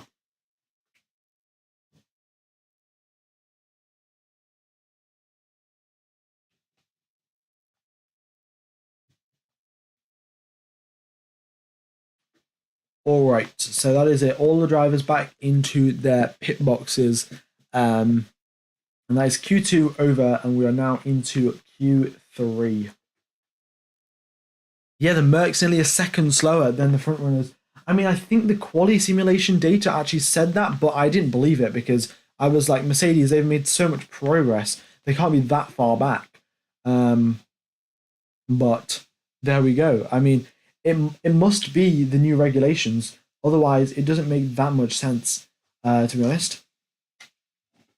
Daniel Ricciardo will start 7th or something. I mean, well, considering he's now 11th, and if we say Ocon, Norris, Leclerc and Verstappen, all of them getting grid penalties, so 4 of them. So he goes from 11th position up into 7th. Yeah, so you're right, Multi Ninja. He's probably going to be in 7th position.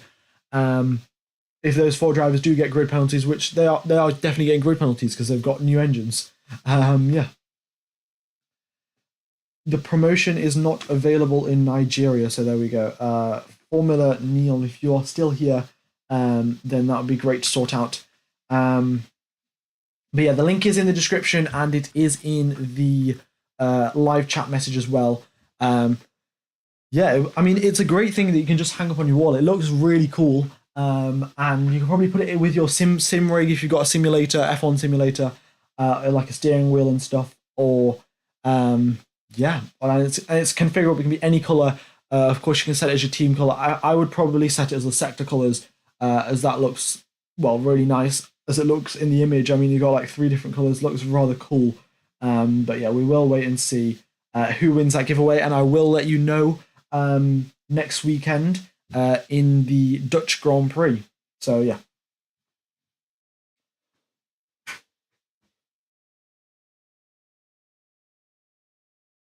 How big is Leclerc and Verstappen's penalty? Well, Leclerc and Verstappen both have 15 grid place penalty, 15 position grid place penalties, and then they also have an extra 10 place grid penalty. So they're going right to the back of the field. Yeah.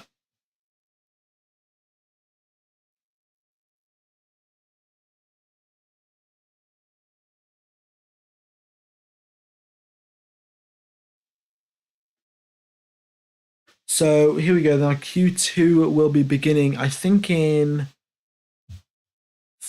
2 or 3 minutes time. Yeah.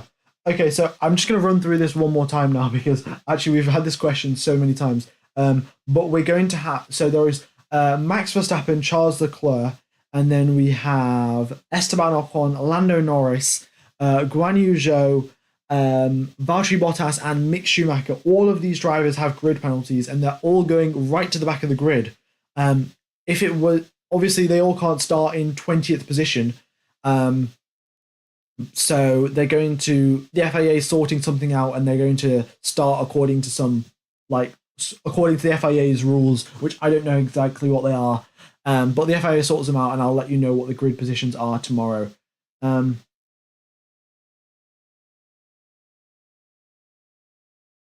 Every single driver except for Guan Yu Zhou is taking 25 place grid penalties and going right to the back. We've got Guan Yu Zhou has got a 10 place grid penalty, but since he's qualified 13th, he's going to go back to the grid, right to the back of the grid as well. So everyone's right at the back.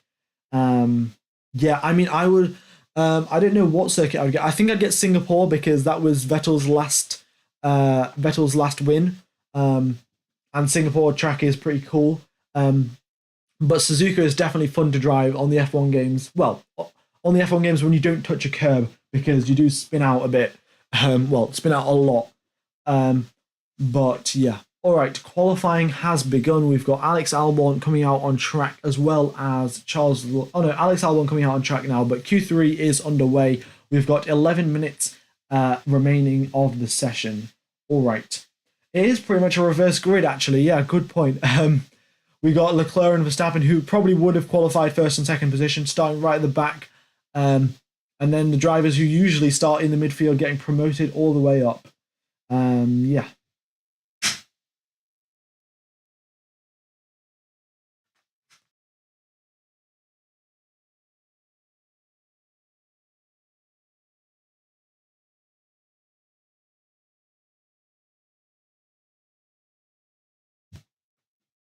All right, so there we go. Perez, Verstappen, Sainz, Alonso, all coming out now.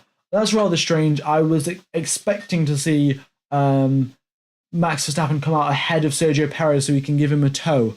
But maybe they're doing two runs in Q3. By the looks of it, they are going to do 2 runs in Q3. And they will have... And what they'll do is the first run, Perez gives Verstappen a tow, and then Verstappen will give Perez a tow in the final run. But yeah. All right. Also, Alonso and Albon both out on used sets of tyres, so don't take their lap times too seriously just yet because they are on used tyres. They'll be doing the fresh set tyre runs right at the end when track grip is at a maximum. And yeah. Charles Leclerc not coming out though. Don't know. Well, he has got a grid penalty, so it wouldn't make much sense. He doesn't have to go out. But yeah, I mean, we'll see. We'll see how that goes. All right. Also, both Mercedes as well. They're out on new sets of tires, so we'll see where they qualify. We could probably see if they don't suddenly just turn up with massive pace, we're probably going to see the Mercedes in 7th or 8th position, which is very unexpected indeed. All right, so there we go. Alex Albon starting his lap up out of La Source, gets a nice exit, and then he's got 20 seconds now flat out going through Eau Rouge and Radion, going all the way down the Kemmel Straight up to Les Combes, where he's got a triple chicane to meet with basically freezing cold brakes and freezing cold tires as well. Wait and see how he deals with that. He gets very close to the left-hand side of the track, goes slightly onto the curb as well, hits those brakes and the apex very nicely indeed, and makes it through. Nowhere near the gravel trap there for Alex Albon. He's pushing to the limit, but considering he's on a used set of tyres, he's not doing a half-bad job there. 30.9 in the first sector from Alex Albon, and all of the other drivers now just starting their laps. We've got Sergio Perez right at the in second position, and then we've got, well, on second place on the grid, and then we've got Max Verstappen in behind him. All right, so Perez with a 30.6 in the first sector, Verstappen with a 30.5, and then Sainz is giving Sainz is getting a toe off Charles Leclerc. There he goes, nice toe, very well executed there from Ferrari, and Sainz goes through that corner very well, and his first sector time, by the looks of it, nearly matches Max Verstappen's time, but it's still faster than Sergio Perez, and that's all that Carlos Sainz really cares about.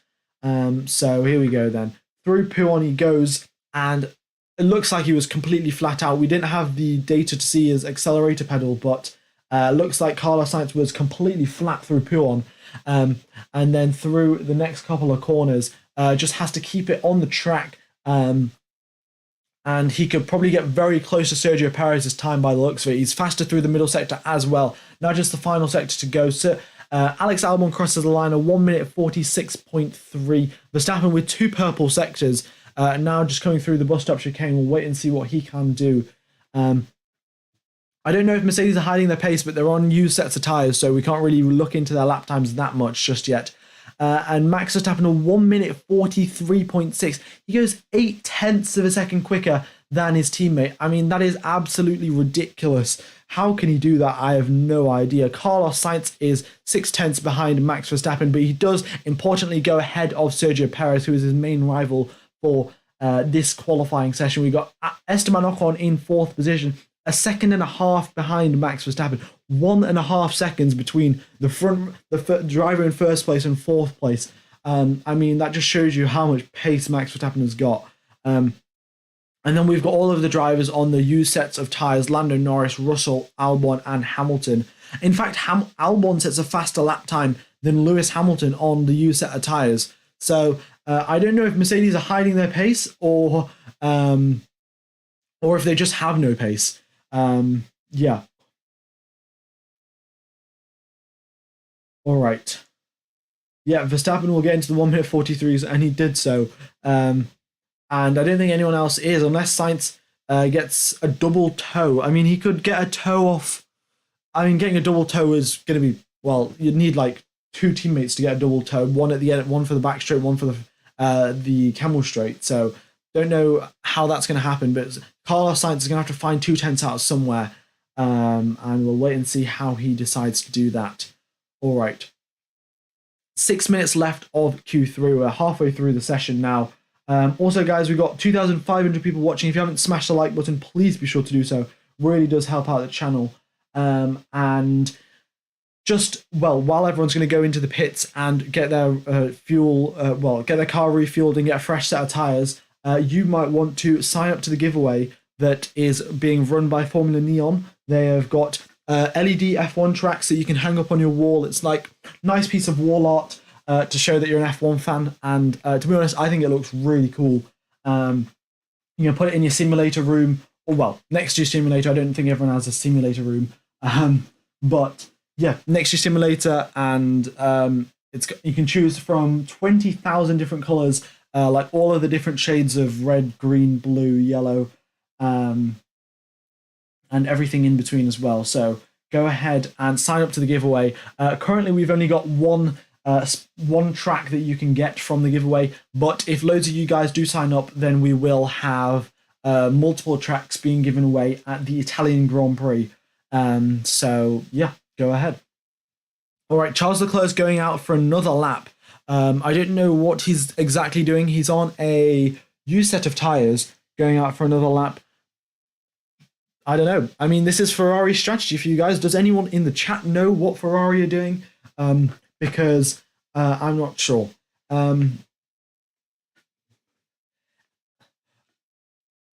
Formula Neon, it is not available in Nigeria. So if you could fix that, then that would be great. We'll get that sorted out for tomorrow. I mean, the giveaway ends tomorrow, so you can still sign up tomorrow.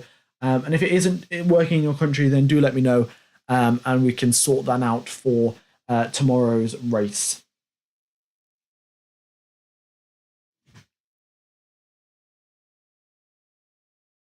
Leclerc pulled Sainz and then took his lap. Okay, all right. Well, I don't see why Leclerc really has to do a lap, but, well, fair enough. I mean, he can do whatever he wants. It doesn't work in South Africa either. All right, I'll keep remembering these names, and then I'll let Formula Neon know so you guys can sign up tomorrow for the giveaway.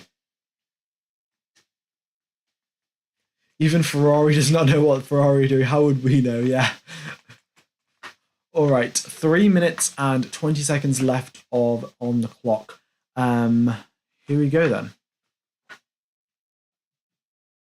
Also, guys, remember to stay hydrated. Yeah, I'm just going to have a drink now. It's H2O. It's very good for you.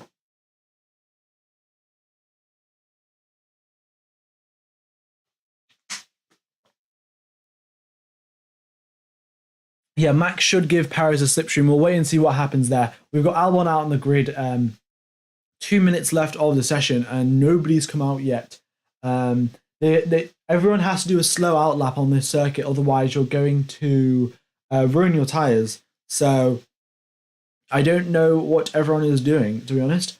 Does Verstappen and Leclerc have a grid penalty? Yes, both of them do have a grid penalty. It's not working in Bulgaria either. All right, thank you. I'll let the person who's running the giveaway know. And yeah, why is Hamilton slow? By the looks of it, it's the new rules that the FIA implemented for this well, like for the rest of the season now, that they to like cut down on the porpoising. We know that Mercedes had so much porpoising. George Russell had like back pain issues, and he had to go to a physio, and it still wasn't helping. He still had like really bad back pain. So Mercedes had a bunch of porpoising issues. FIA made rules to reduce the said porpoising, and that means now the car can't run as low to the ground as they could before. And George Russell's back will be saved, but Mercedes will be slower. Yeah, so Mercedes look to have made so much progress in the first half of the season, and that looks to all have just been swept under their feet, because yeah, all of that progress by the looks of it is gone.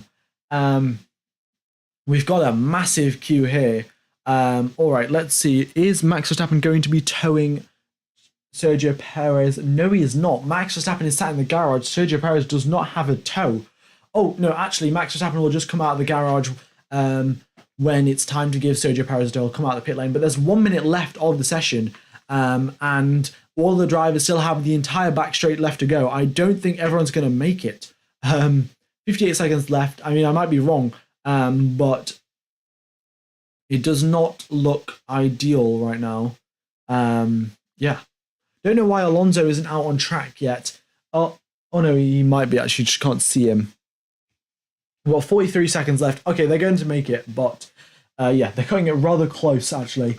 What are the respective grid penalties for Charles Leclerc and Max Verstappen? Both of them have 25 place grid penalties, so they're right at the back.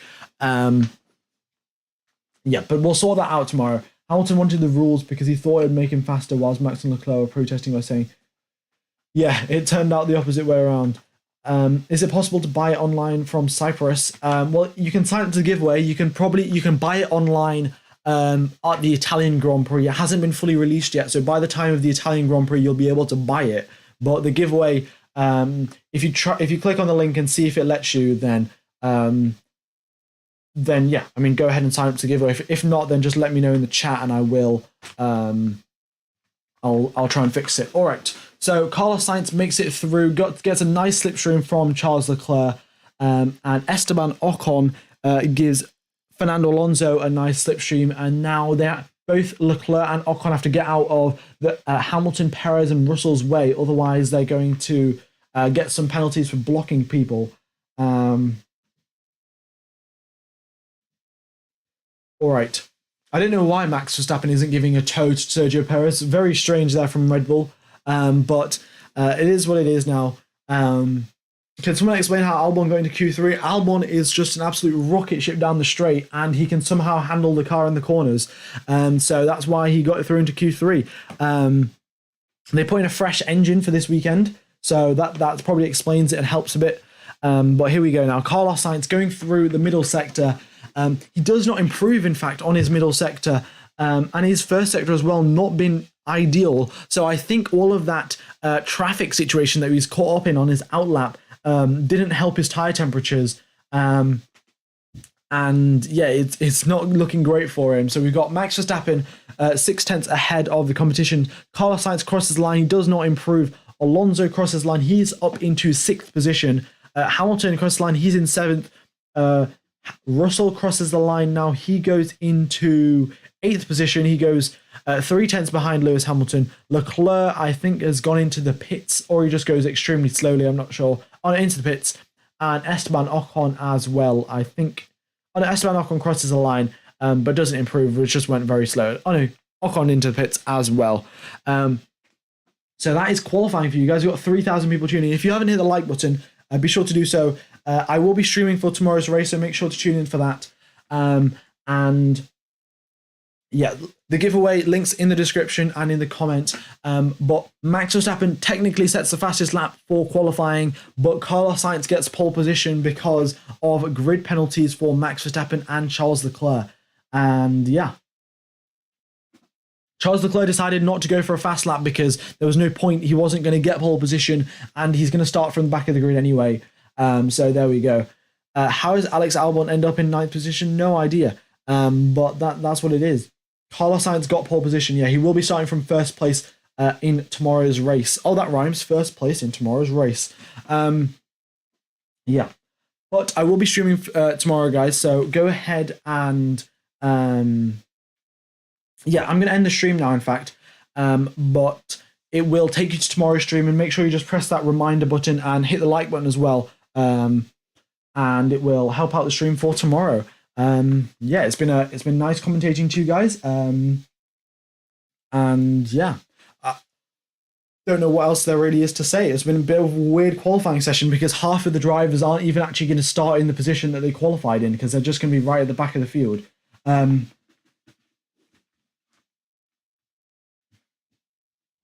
All right.